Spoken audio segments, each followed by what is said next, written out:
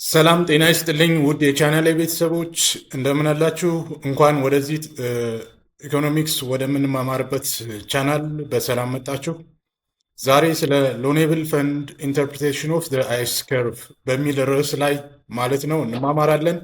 ከዛ በፊት ለዩቲዩብ ቻናሉ አዲስ የሆናችሁ ለዚህ ቻናል ማለት ነው ሰብስክራይብ እንድታደርጉ እንዲሁም ይህን ቪዲዮ እስከ መጨረሻ ድረስ እንድትከታተሉ ላይክ በማድረግ እንድትጀምሩ እጋብዛችኋለሁኝ።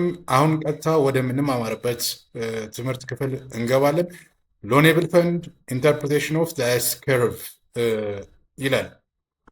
ሪኮል ዳት ናሽናል ኢንካም አካውንት። እንግዲህ እንደምታስታውሱት ናሽናል ኢንካም አካውንት አይደንቲ ካን ቢ ሪትን አይደንቲውን እንዴት አድርገን እንደምንጽፍ ከዚህ በፊት ታስታውሳላችሁ። ዋይ ኢንካም ነው፣ ሲ ኮንሰምፕሽን፣ ጂ ገቨርንመንት ኤክስፔንዲቸር ነው ብለናል።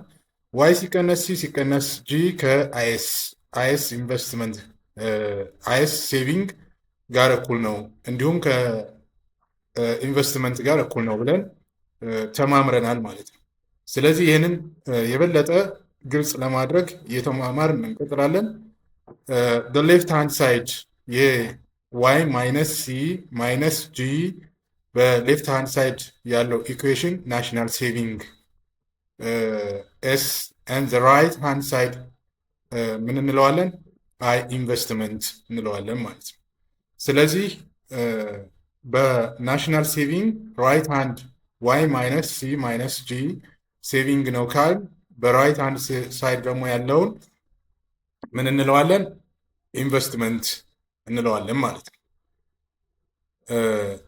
ናሽናል ሴቪንግ ሪፕሬዘንት ምንድን ነው? ናሽናል ሴቪንግ አጠቃላይ ሀገራዊ ጥቅል ቁጠባ ሳፕላይ ኦፍ ሎኔብል ፈንድ ሪፕሬዘንት የሚያደርገው የሚወክለው ሳፕላይ ኦፍ ሎኔብል ፈንድስ ኤንድ ኢንቨስትመንት ሪፕሬዘንትስ ዲማንድ ፎር ዞስ ፈንድስ።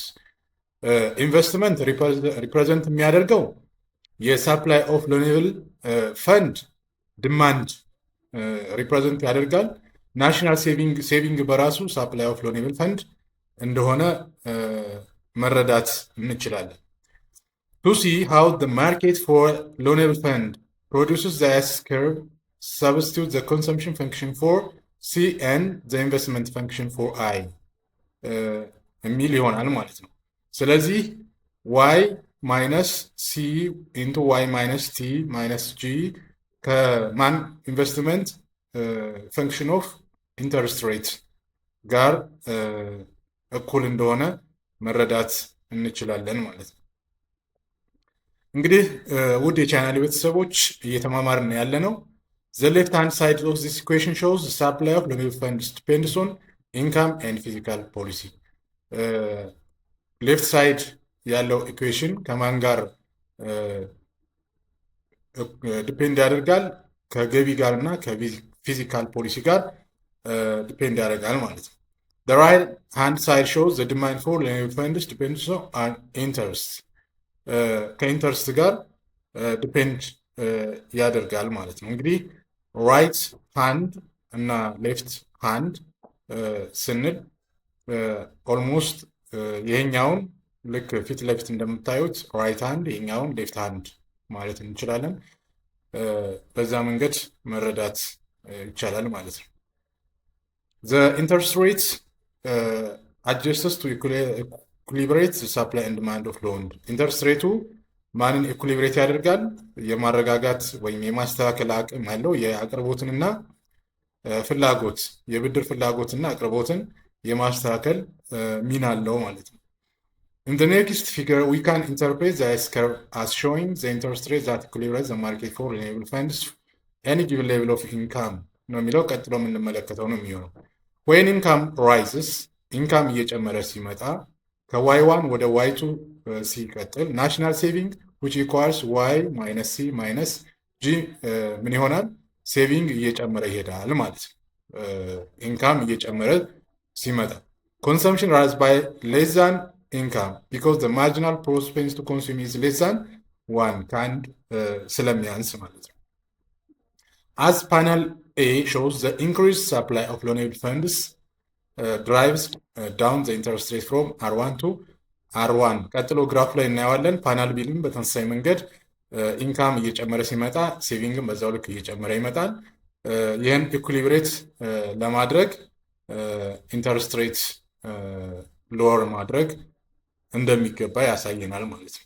ስለዚህ ኢንተረስት ሬት በቀነሰ ቁጥር ኢንካም እና ሴቪንግ እየጨመረ ይመጣል። ኢንቨስትመንትም በዛው ልክ እየጨመረ ይመጣል ማለት ነው። ፎር ዚስ ሪዝን ዘ አስ ከርቭ ስሎፕስ ዳውንዋርድ። አስ ከርቭ እንደተነጋገር ነው ከኢንተረስት ሬት ጋር ማለት ነው ኢንቨርስ የሆነ ሪሌሽንሽፕ ነው ያላቸው። ስለዚህ ዳውንዋርድ ስሎፕ ነው የሚሆነው። ኔጌቲቭ ኦር ኢንቨርስ ኦር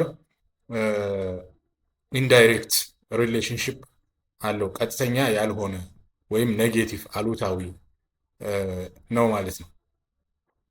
ይህን ግራፍ እንግዲህ ለመመልከት ፓነል ኤ ያልነው ይህንን ነው።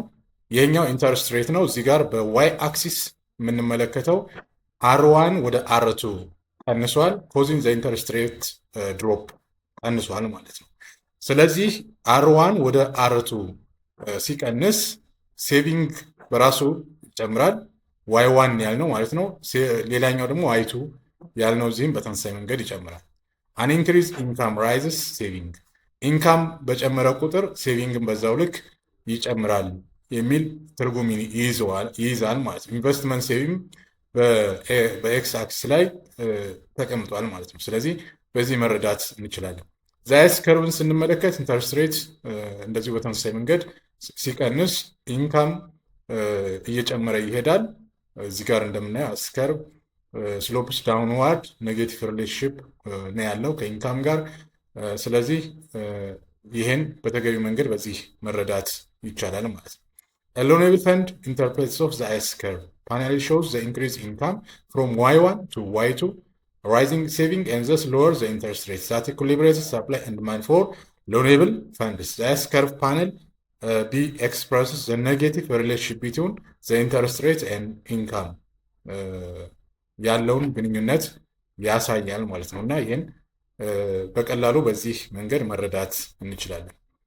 This alternative interpretation of the S curve also explains why change in the physical policy shifts the S curve. S curve shift እንደሚያደርግ ነው። An increase in government purchase or decrease in tax reduces national saving for any given level of income. እንግዲህ ናሽናል ሴቪንግን ገቨርንመንት ፐርቼዝ በመጨመር ወይም ታክስን በመቀነስ ማለት ነው። በዛው ልክ ናሽናል ሴቪንግ ሊቀንስ ይችላል ማለት ነው። Reduced supply of renewable fund rises the interest rate that equilibrates the market because the interest rate is now higher for any level of income and the S curve shifts upward in response to expansionary change in fiscal policy. Finally, now note that the S curve does not determine either the income or interest rates are ይላል። ስለዚህ የኤክስፓንሽነሪ እና ኤክስፓንሽነሪ ፊዚካል ፖሊሲ እና ኮንትራክሽነሪ ፊዚካል ፖሊሲ አለ። ስለዚህ ኢንተረስት ሬት ሃየር በሆነ ቁጥር ኢንካምም በዛው ልክ ይቀንሳል። ያ ማለት ኤስ ከርቭ ሽፍትስ አፕዋርድ ወደፊት ሽፍት ያደርጋል ቱ ዘ ራይት ሳይድ ማለት ነው። ዲዩ ቱ ዘ ኤክስፓንሽነሪ ቼንጅ ኢን ፊዚካል ፖሊሲ ማለት ነው።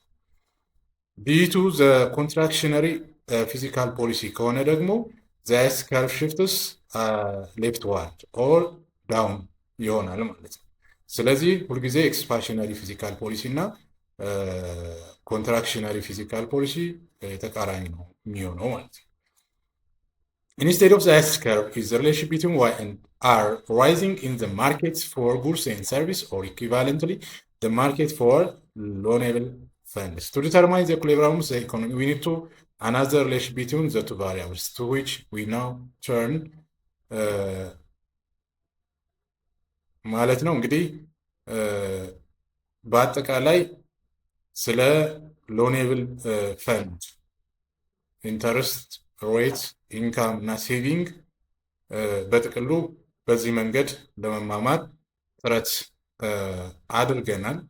በሚቀጥለው እንግዲህ ውድ የቻናል ቤተሰቦች ስለ መኒ ማርኬት ኤንድ ኤልኤም ከርቭ ምንማማር ነው የሚሆነው። ለዛሬ ስላዳመጣችሁኝ እጅግ አድርጌ አመሰግናለሁ።